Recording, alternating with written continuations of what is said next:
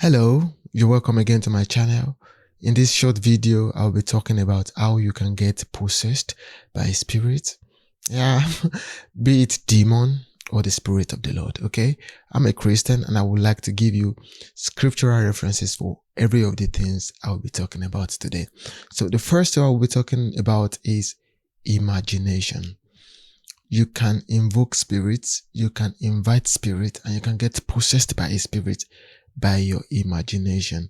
So I would like to say that imagination is a combination of two words, image and nations.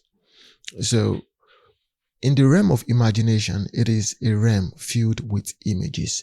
And what is imagination? Imagination is an act of you giving pictorial references to what you are thinking about. So when you have an imagination that is filthy or an imagination that is bad, you are likely to invoke the spirit whose activity is actually what you are thinking about. If you start to think of holy things and things of good report, then the spirit of good report may start to invest in you. The same way, let me read from the book of Isaiah chapter 14, verse 12 and 13. And this was about the fall of Lucifer. He actually has not done what he planned to do, but he has imagined it in his heart. How have you fallen from heaven, O morning star, son of the dawn? You have been cut down to the ground, O destroyer of nations. You said in your heart. So I will ascend to the heavens and I will raise my thrones above the stars of God. I will sit on the mount of assembly in the far reach of the north. So in the book of Ezekiel chapter 28, it was able to make us understand that this thing that he did, iniquity was found in him. So this type of imagination actually is an iniquity. An iniquity, we know what the end of iniquity is. So whatsoever you imagine, you are likely to become. So, and you know that what you are imagining is against the will of God, then you will invest into yourself the spirit that is against the will of the Lord, which is the evil spirit. And also in the book of 2 Corinthians chapter 10 verse 5, casting down imaginations and every high thing that exalted itself against the knowledge of God, and bringing into captivity every thought to the obedience of Christ. Many expressions of demons are in form of thoughts, are in form of things that troubles the mind. Oh, do this, hear this, and they will say, oh, and this voice spoke to me. Every of those things were in the realm of their imagination, in the realm of their thinking. And that is why it is imperative for us to guard our hearts with all diligence, because out of it flows all the issues of life. Whatsoever you think, you are going to invite the spirit whose activity is that. Okay, and the next thing I would like to talk about is association and atmosphere. And I would like to make you remember this saying: is Saul also a prophet? So I will read from the book of 1 Samuel chapter 10 verse 10. When they came there to the hill, there was a group of prophets to meet him. Then the Spirit of God came upon him, and he prophesied among them. So the association you belong to is actually going to invest into you a type of spirit. If you belong to the group of the Lord, the Spirit of the Lord will invest into you. If you belong to the group of the people of the world, the spirit of holiness will actually invest into you. And we can also see this in the life of Cornelius.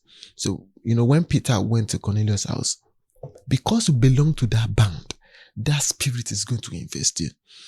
Also in the book of Acts chapter 1 and chapter 2, those who were in the upper room, they were all filled.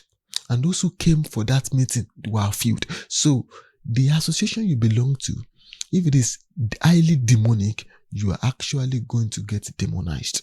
And also, if you belong to a spiritual church, you are going to invest the spirit of that church. Another thing you need to know: if you go to church whose spirit of prosperity resides in, you have a higher chance to get that spirit of prosperity.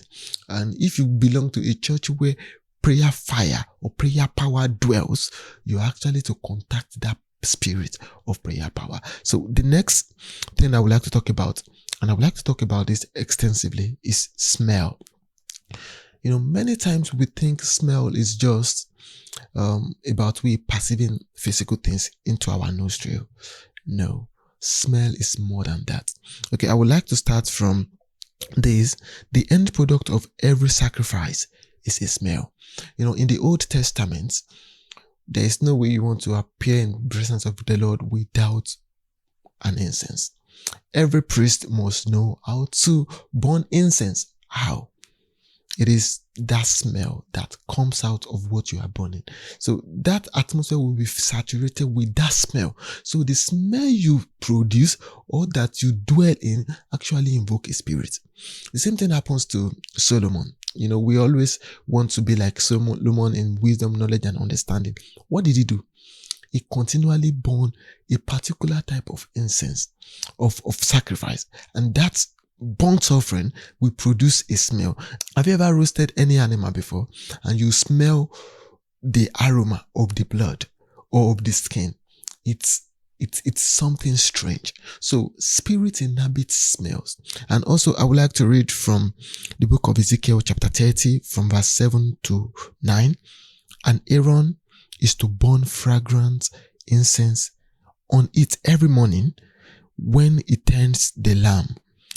When Aaron sets up the lamps at twilight, he must burn the incense perpetually before the Lord for the generations to come. On this altar, you must not offer unauthorized incense or burnt offering or grain offering, nor are you to pour a drink offering on it. So, what happened to the sons of Eli? Strange fire. So when you bring something strange to the altar of the Lord, you provoke a different smell, which is different from the smell of the Lord. Have you read about the configurations of the fragrances the Lord wanted in his temple? Moses was given this configuration, and it was said that no other person must have this configuration of fragrance because it is solely unto the Lord. The Lord actually likes a smell. So are demons. When you enter a demonic environment, there is a particular smell you will be configured with.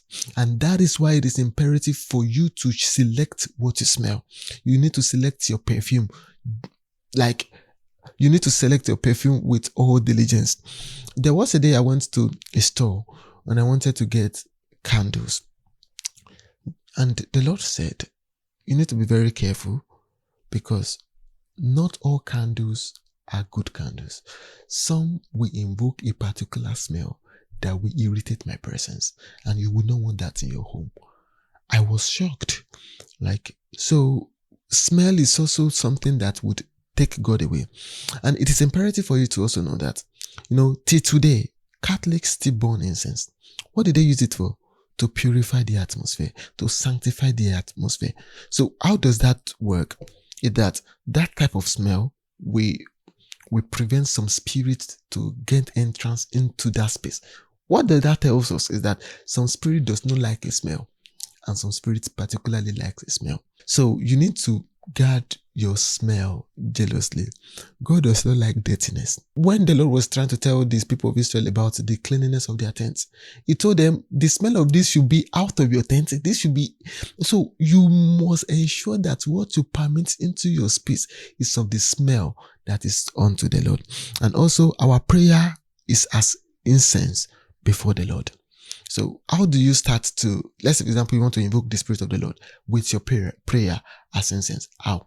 You start mechanically burning your incense, and at a point in time, you discover that the Spirit of the Lord endows you. The Spirit of the Lord encapsulates you. So your smell in prayer and physically are actually a gate for you to invoke spirits. And you should also know that you can entice people with your smell, even without uttering a word. Have you ever walked past someone before, or you entered a store and you perceived the smell and you're like, wow, this woman smells so good? It happens. You can win people's hearts with just smell. So you can also invite a spirit with a smell.